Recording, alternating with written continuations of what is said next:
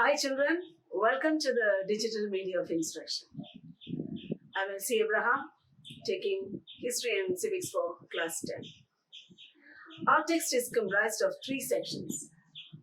Section A, Civics, Section B, Modern History, and Section C, Contemporary World. And today we'll start with Civics, the first chapter, the Union Legislature. The Union Legislature, the Rajya Sabha, and the Lok Sabha. So before that, let me ask you a question. What type of government do we have in India? We have a federal setup of government, isn't it? Now, let us learn about the Rajya Sabha and the Lok Sabha. The Rajya Sabha, the term is 6 years. Every 2 years, 1/3 of its members retires. And it cannot be dissolved. Why? It's a permanent house. Why Rajya Sabha cannot be dissolved? Because it's a permanent house. Now when you talk about the Lok Sabha, the term is 5 years. It can be dissolved. First we learn about certain terms. The universal adult franchise. Now, what do you mean by the term universal adult franchise? Every citizen of India who is minimum age of 18 has a right to vote, or they can elect their representatives to Parliament and Legislative Assembly. What do you mean by universal adult franchise? Every citizen of India who is minimum 18 years of age has a right to vote, their representatives to the Parliament and legislatures of the states. That is what we call it as universal adult franchise. Then another term is there, reservation of seats. What do you know about the reservation of seats? Why there is reservation of seats? The reservation of seats is for the scheduled caste and scheduled tribes to give due representations for the scheduled caste and scheduled tribes in the Parliament. There are certain constituencies reserved for them. And those constituencies, the reserved constituencies, only the reserved candidates can contest from there. Now, another important term is questioner. What do you mean by questioner? The House seeks information from the government. Questioner. The House seeks information from the government. That is what we call it as questioner. Then there is another term, session of the Parliament. Now, what is actually the session of the Parliament? It's a period where the House meets to conduct its business. It's a period where the House meets to conduct its business. That is what we call it as session of the Parliament. Now, questioner, when we talk about the questioner, here the House seeks information to the government. Session of the Parliament, the House meets to conduct its business. So these are some of the terms. As we are going with deep into the lessons, we need to remember all this. That's what I'm repeating it 2-3 times. Session of the Parliament, the questioner. Then comes adjournment motion. What do you mean by adjournment motion? The routine business is postponed and urgent matters will be discussed. In the Parliament, there are many routine business or daily matters are discussed. But in certain times when emergency comes, they'll discuss the important matters. The urgent matters is discussed and the routine business will be postponed. So how we have to write when you are coming for the exam and all? Adjournment motion, the routine business is postponed and urgent matters will be discussed. Very clear? Then comes the no confidence motion.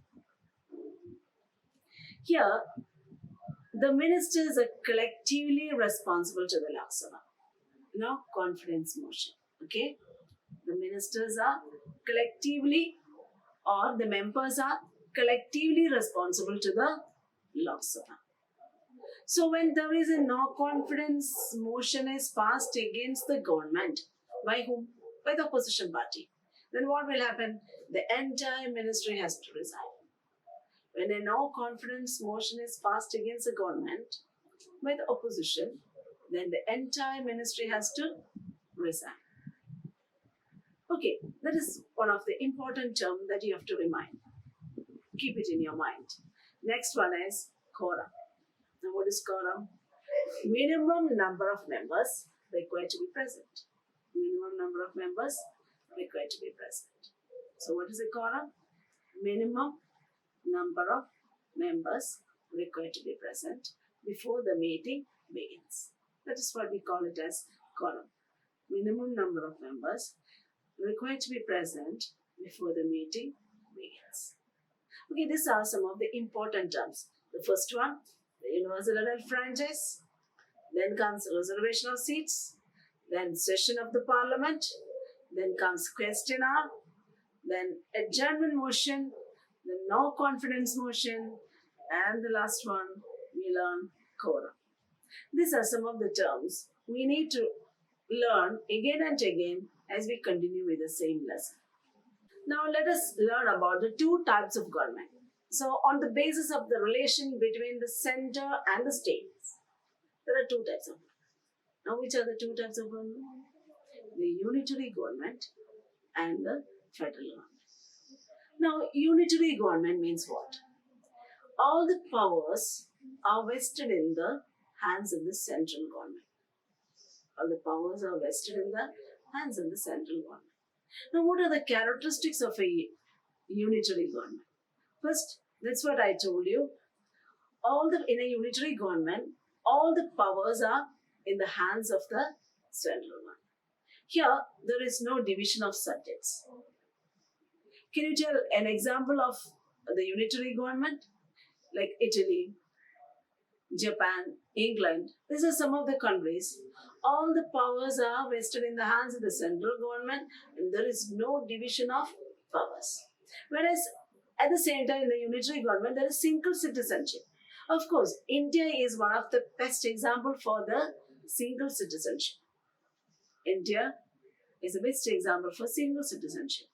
In these countries, Japan, England, Italy, they have unitary form of government. There is no division of subjects and also they have single citizenship.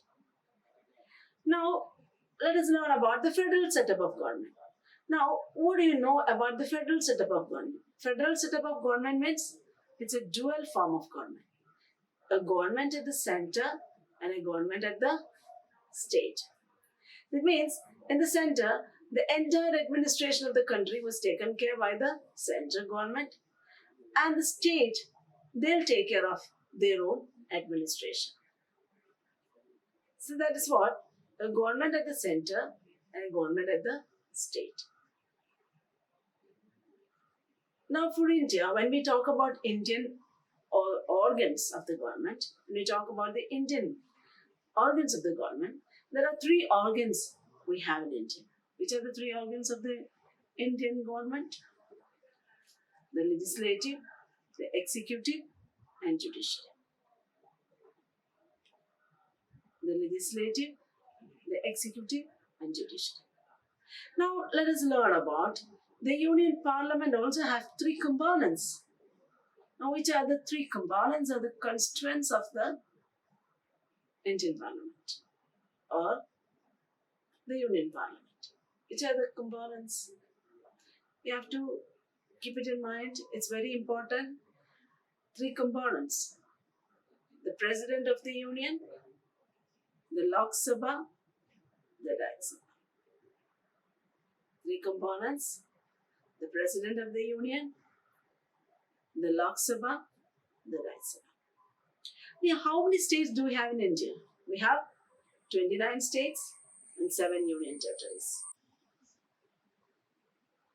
Okay, for today I'll stop here with the terms and the difference between the Rajya Sabha and Lok Sabha. So I'm giving you an assignment. You just write the difference between the Rajya Sabha and the Lok Sabha. So write an assignment on the topic, the difference between the Rajya Sabha and the Lok Sabha.